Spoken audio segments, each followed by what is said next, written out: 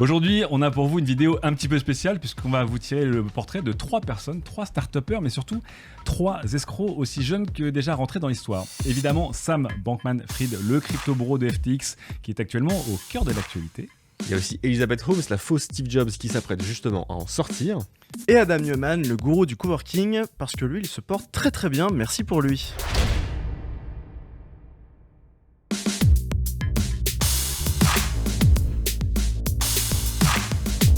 Vu qu'on est dans des portraits, je propose qu'on commence par un petit point bio. Ouais, pour Adam Neumann, une enfance plutôt normale, heureuse, mais par contre une jeunesse très fêtarde.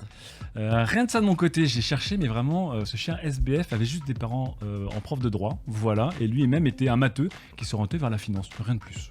Pareil de mon côté, Holmes elle est plutôt bien né. Son père était vice-président d'Enron, une société too big to fail spécialisée dans l'énergie, qui a fini par se cracher suite à un énorme scandale. Tel père, telle fille. Du coup, Adam Neumann est un fêtard, mais c'est aussi un entrepreneur acharné. Il tente des choses un petit peu foireuses, comme des talons rétractables. Idée assez originale, mais c'est en 2008 qu'il va rencontrer le succès en se servant du coworking au cœur de la crise du logement qui frappe les États-Unis. Et c'est à ce moment-là que Green Desk voit le jour, avant WeWork 2 ans plus tard. Ah bah, j'ai presque la même avec SBF qui s'est lui déployé pendant une autre crise, celle des crypto-monnaies. Il avait lancé Alameda Research qui était une entreprise de trading de crypto en mai 2017. 2018, le crash, le fameux bear market. Et ça ne décourage pas puisqu'il va lancer sa place d'exchange, Future Exchange, aka le fameux maintenant FTX, en mai 2019. De mon côté, on est plutôt sur une crise de post-adolescence puisque Holmes quitte ses études en 2003 à 19 ans seulement pour fonder sa startup Theranos, une startup qui promet de faire moult tests à partir d'une simple goutte de sang, un petit college dropout donc un peu comme un certain Steve Jobs, et ça c'est pas un détail. Oui, parce que ce mimétisme avec l'ancien boss d'Apple, Elizabeth Holmes, ça va le pousser vraiment à fond. Elle fait des conférences spectaculaires, elle porte un col roulé, elle masculinise sa voix. Elizabeth, elle veut être la nouvelle Steve Jobs, et ça tombe bien parce que la Silicon Valley aussi, elle cherche un nouveau Steve Jobs. Elle est en pleine crise et notamment elle cherche des femmes fortes. Ah oui, c'est un peu malaise. De mon côté, SBF, c'est vraiment le geek classique.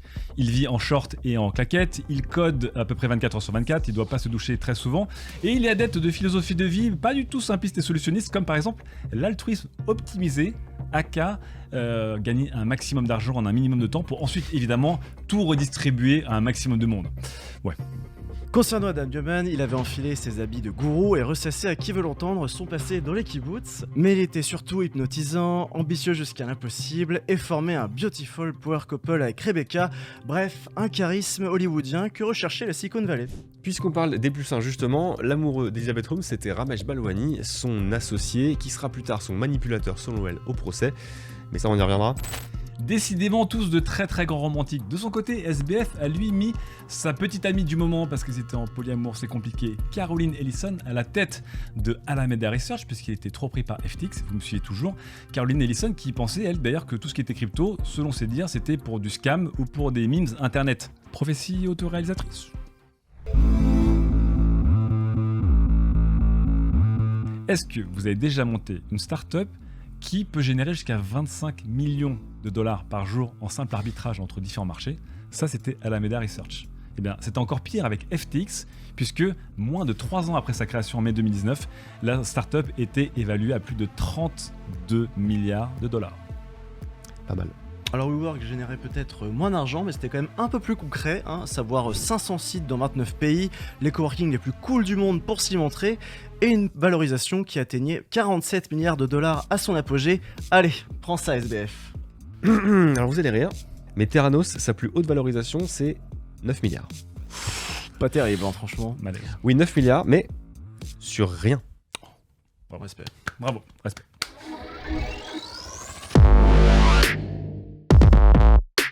Et oui, parce que Theranos était basé sur presque rien. La machine miracle Edison ne fonctionnait pas, les résultats étaient copiés sur ceux d'entreprises concurrentes, Elizabeth Holmes n'y connaissait rien, tout comme Balwani. D'ailleurs, leurs employés se moquaient régulièrement d'eux, et c'est une enquête du Wall Street Journal qui va lever le voile.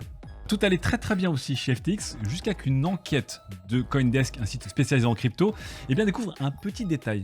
Les milliards de dollars investis par SBF dans des startups, dans des blockchains, dans des stades, dans des équipes, dans des jeux vidéo et beaucoup dans des hommes et des femmes politiques, tout cela était adossé au FTT. Le FTT était une crypto-monnaie, la crypto-monnaie de FTX, montée en épingle par FTX. Bref, SBF investissait de l'argent qu'il n'avait créé à partir de rien non plus. Bande de débutants, une simple enquête. Du côté de WeWork, il a quand même fallu une due diligence, qui est une sorte d'audit financier obligatoire pour entrer en bourse, bien pour se rendre compte que rien n'allait, mais alors strictement rien. Ébahis, les investisseurs ont découvert qu'Adam Neumann avait utilisé une partie des fonds levés par WeWork pour acheter des immeubles qu'il ne se privait pas de louer à WeWork. Ah oui, il sait toujours plus. Et justement, cerise sur le gâteau, qu'est-ce qu'a fait Adam Neumann ? Eh bien, il s'est permis aussi d'acheter avec les deniers de WeWork une société spécialisée dans les piscines à vagues. Pourquoi ? Tout simplement parce que le monsieur est fan de surf. Le tout avec un train de vie démesuré, des fêtes aux allures d'orgie. Bref, dans ce contexte, pas étonnant de voir que WeWork a perdu 2 milliards de dollars en 2018. Un beau bordel dans ces 3 startups donc, mais comme vous le savez sûrement, l'important c'est pas la chute, c'est l'atterrissage. Pour en revenir à notre point de départ, SBF est bien au cœur de l'actu. On a d'ailleurs retardé cette vidéo pour savoir où il en était, et son arrestation récente aux Bahamas a peut-être mis un point final à son aventure. Jusqu'alors, il continuait de donner des conférences à distance et d'intervenir dans des médias pour expliquer qu'il allait retrouver et rendre l'argent. Il attend désormais d'être extradé aux États-Unis avec sa garde rapprochée dans sa villa à 40 millions de dollars, et il pourrait encourir théoriquement jusqu'à 115 ans de prison. Ça c'est la théorie, on va voir combien il prend vraiment, parce que Elizabeth Holmes, elle a pris 11 ans Seulement. sur 12 chefs d'accusation de fraude en tout genre. Ramesh Balboni, son compagnon, quant à lui, il a pris 13 ans quand même. Et comme dans un bon film policier, le méchant court-il encore ? Dans le cas d'Adam Neumann, ça se passe plutôt bien, puisque non seulement il a pris 0 année de prison, par contre il est quand même parti de WeWork avec un parachute doré de 1,7 milliard de dollars, excusez du peu, et il possède toujours plus de 3000 appartements. Vous me dire, il s'en sort plutôt bien, il va se calmer. Pas du tout, puisqu'elle a relancé un projet, une start-up, qui s'appelle Flow, et qui vise, vous savez quoi, à révolutionner l'immobilier, chasser le naturel, il revient au galop. Peut-être que c'est cette entreprise qui va le faire chuter et qui va lui faire rejoindre ses petits copains en prison. On espère que vous aurez aimé ces portraits croisés et surtout ces destins extrêmement contrariés.